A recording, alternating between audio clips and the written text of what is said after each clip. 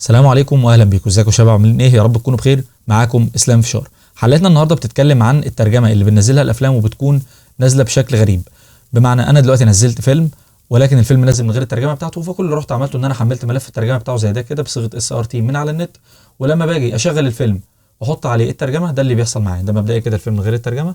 كل اللي بعمله اقوم جايب ملف الترجمه حاطه، بيطلع حصل كده معايا، بلاقي الترجمه بالشكل الغريب ده.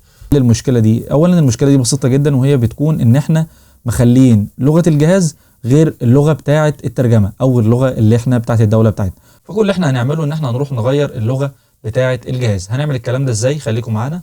نقفل ده كده، نروح على هنا، نروح على قائمه ستارت من تحت، نروح على كنترول بانل، بعد كده نخش على الكلوك اند ريجن، بعد كده نختار الريجن، بعد كده نختار ادمنستريتيف اللي هي اللي فوق دي، بعد كده نختار تشينج سيستم لوكال، بعد كده نختار دي عندي جايبها لي فرنش وموراكو، لا انا مش هخليها فرنش او موراكو، انا هروح هنا كده ودوس ارابيك ايه، دوست حرف ايه من الكيبورد، بعد كده اختار ارابيك ايجيبت. خد بالك دلوقتي الجهاز هيطلب مننا ان احنا نرستر، يعني دلوقتي مجرد ما ندوس اوكي الجهاز هيطلب مننا ان احنا نرستر عشان يقدر يطبق التغييرات دي.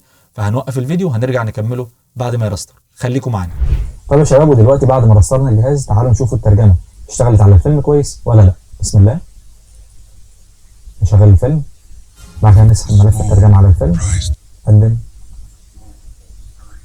بس كده يا شباب، وبكده تكون مشكلتنا اتحلت.